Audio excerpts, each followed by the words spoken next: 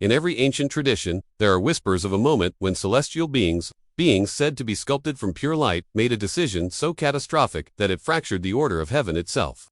This documentary begins not with myth or legend, but with the fragment of a forbidden manuscript discovered in a remote Ethiopian monastery. A manuscript that claims to reveal the untold reason angels willingly stepped out of eternity and crossed into the world of fragile mortality. Tonight, you will hear the version Christianity never canonized.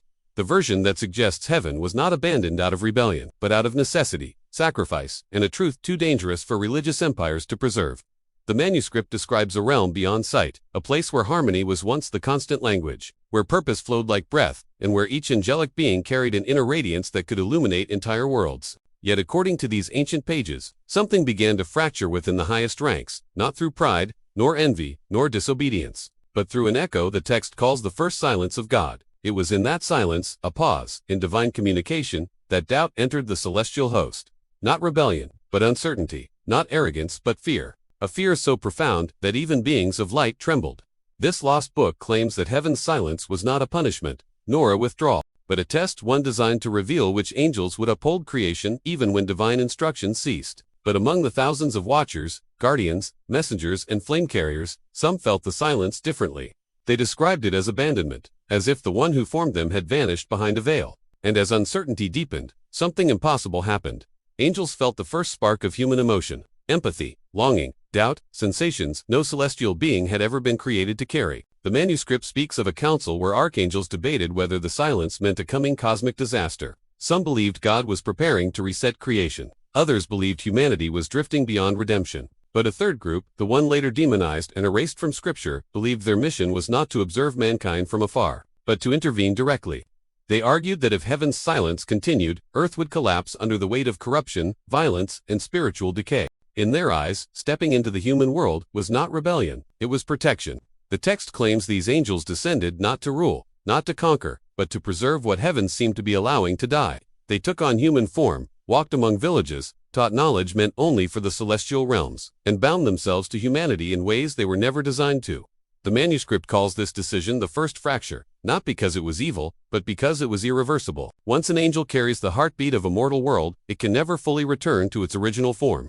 Heaven, in its perfection, cannot contain beings who have tasted imperfection, contrary to later interpretations that labeled them as rebels or corrupted beings. This manuscript paints them as tragic protectors, guardians who chose exile for the sake of humanity's survival. But their choice came with a consequence they did not foresee. The more time they spent among humans, the more they began to feel the weight of human suffering. Some experienced grief, others experienced love, and a few felt the pull of despair so intensely that their divine forms began to erode. The forbidden pages say heaven did not cast them out. They drifted away from heaven on their own. One passage describes their transformation with chilling clarity. Their wings dimmed not from sin, but from proximity to sorrow.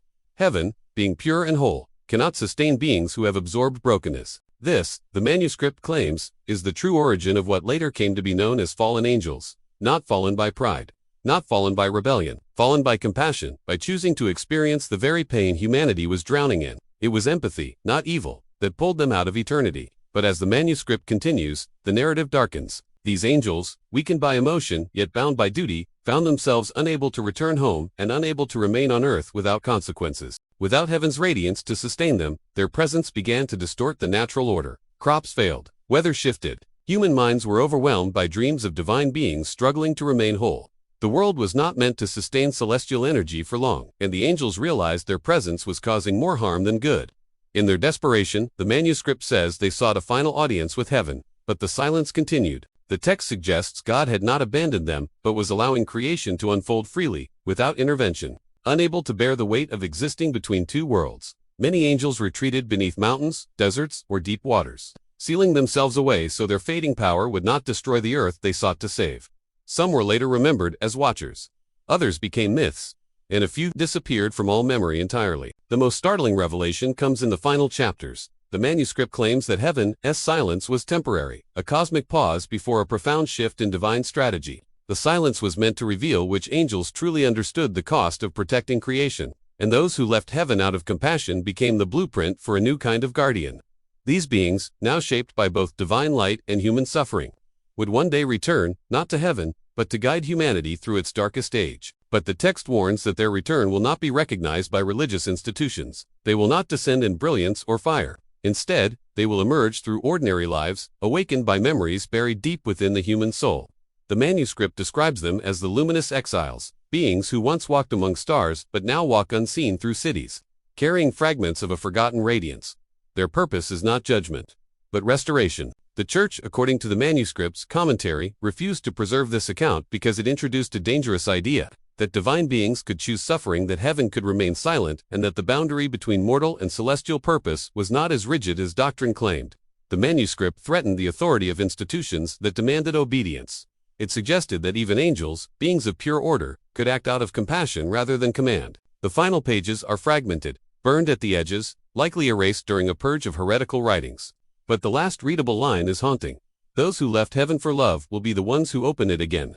This sentence alone reframes millennia of theology. It suggests that restoration, not punishment, is the ending of this ancient celestial story, and that the beings once labeled as fallen may, in truth, be the bridge between the divine and humanity's fractured world. As you reflect on this forbidden text, a question remains. If angels abandoned heaven out of compassion, not corruption, then how many other stories were rewritten to preserve the illusion of divine order? What else has been erased, hidden, or condemned to protect the power of institutions that feared a truth too human, too emotional, too uncontrollable? This manuscript challenges us to reconsider everything we thought we knew about the celestial realm, and to ask whether the greatest rebellion was not against God, but against silence. Whether this manuscript is prophecy, history, or spiritual metaphor, one truth echoes across its pages. Sometimes the greatest acts of love require stepping into darkness, and sometimes the brightest beings fall, not because they are weak, but because they chose to carry the suffering no one else would. If this ancient text is right, the story is not over. It is only waiting for the moment when the luminous exiles awaken once again.